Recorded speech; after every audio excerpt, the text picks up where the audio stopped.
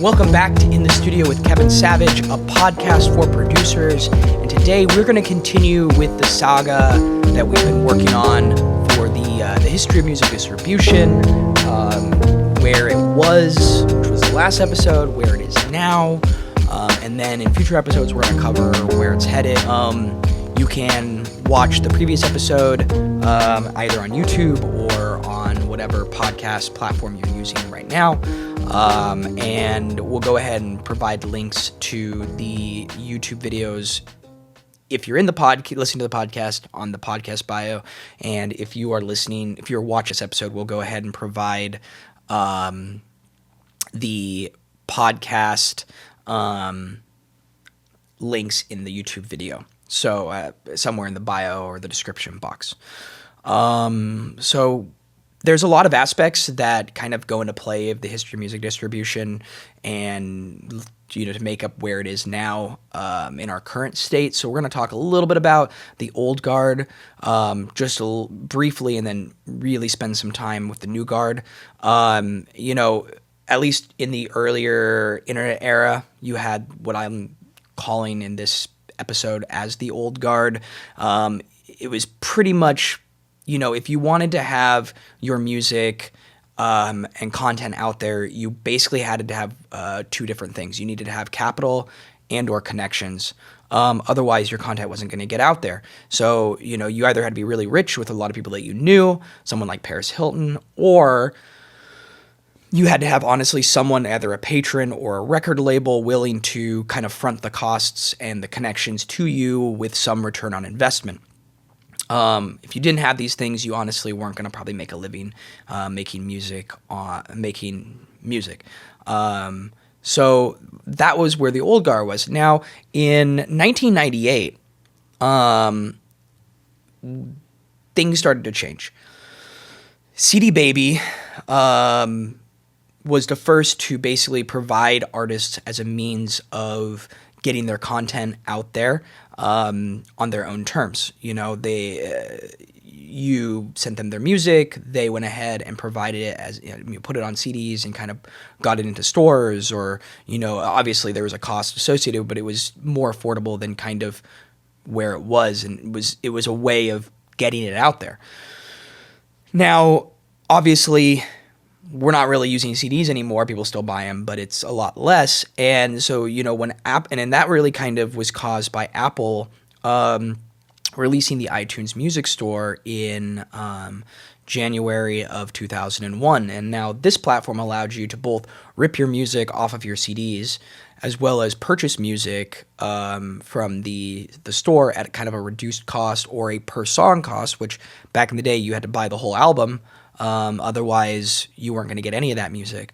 And then basically allowed you to store it on your computer and then ultimately put it onto MP3 players, if it, whether it's an iPod or I don't know if anyone remembers, but the Zune.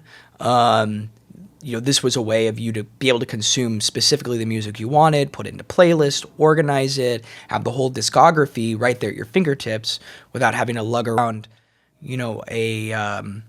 a whole binder full of CDs.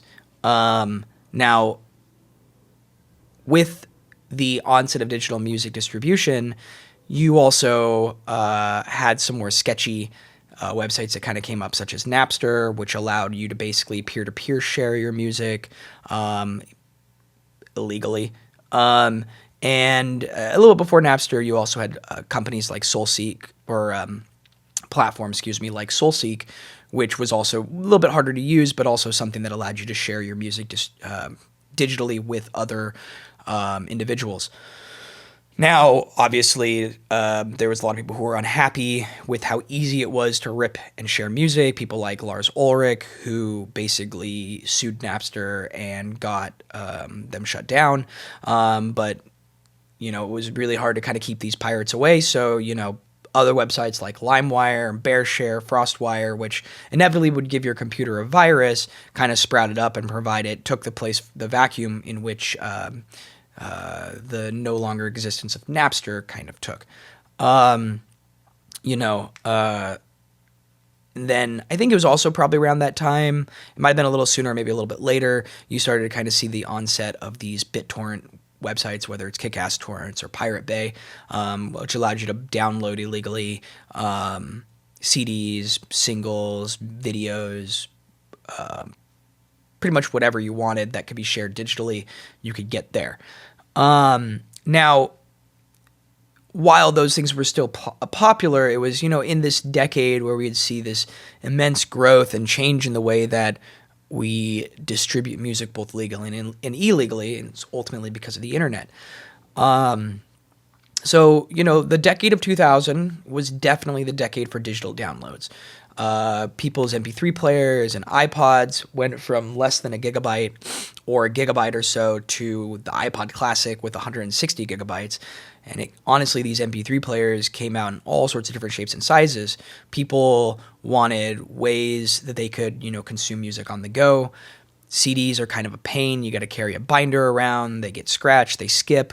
Whereas like an MP3 player, you can throw in your pocket, or people would have the little armbands if you're working out and stuff like that to basically run around, and basically they could have just hundreds of CDs on a device is the size of a credit card.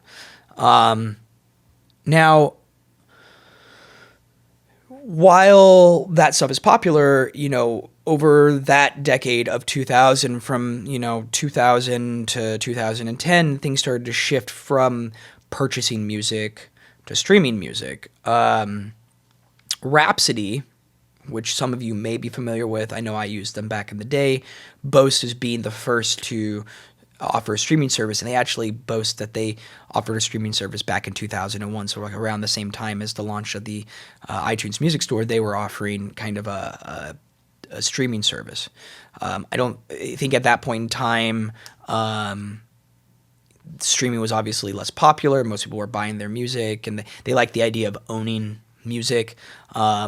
And streaming, you don't own it. So if you stop paying for your subscription, you stop gaining access to that music. Now, things have obviously changed. And Rhapsody is now more recently been acquired by Napster, trying to kind of remake a resurgence and like a cleaner, as like a cleaner brand now. No longer were they the one that you can basically get your music illegally. So we see companies like Apple kind of release Apple Music, Spotify's has theirs, Pandora, which those three kind of take the lion's share of the market. Now Deezer and Tidal also kind of came out as other options, and YouTube Music, but those are all a little less popular. Rhapsody no longer exists. It's basically Napster now, but it's still out there. So from digital downloads to peer-to-peer sharing to streaming, we see this shift from the old guard to the new guard, which has made it possible for artists and independent artists and with very low capital to basically be able to distribute their art. Obviously, there's a lower cost of entry to the music distribution industry now. Getting your music out there is a lot easier.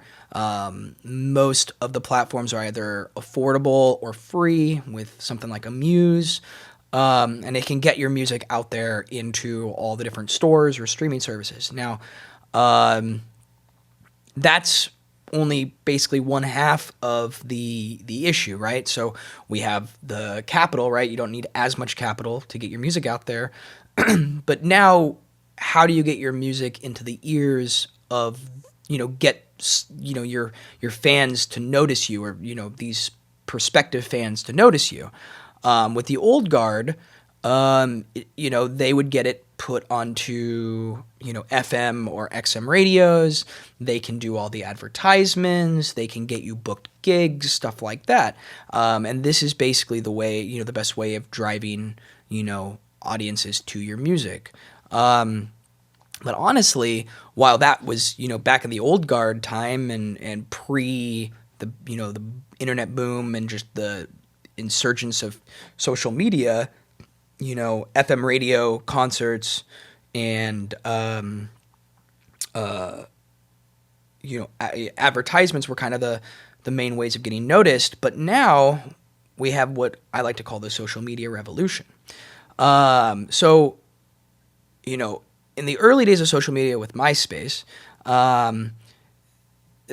people could actually learn about music through this new form of media, social media. Borgor, I remember listening to him talk about, I think it was on one of the podcasts or maybe it was a YouTube video, where he, because of the interconnectedness of the internet, and because, while social media was in its infancy, there was a lot of younger people kind of getting to the platform. He would spend just hours a day shooting out personal messages to people all over the world to check out his new music. And, that essentially drove people to his content. But because of the democratization of social media, because it's so much easier to now get advertisements placed, and it doesn't really honestly cost a ton of money, and everyone is using something like social media, all you need, you just need your content to essentially get viral somehow. Social media has kind of taken the place of for kind of helping artists gain exposure than where FM or XM radio is at. I don't honestly know a lot of people who really spend a lot of time listening to the radio anymore, unless you're someone who's like in their late 40s, early 50s, or older. So let's get into social media. I think it's important to talk about the different platforms and kind of what they brought to the table, and also kind of a little bit as to how artists can leverage these social media platforms to basically build exposure and kind of push their content out there. Now, I don't think, while obviously I'm pretty sure it's, MySpace is kind of the first big one that was like a pretty user-friendly interface to basically get, connect people. I don't think it's really important to think about who was first. I think it's more important to think about what they all bring.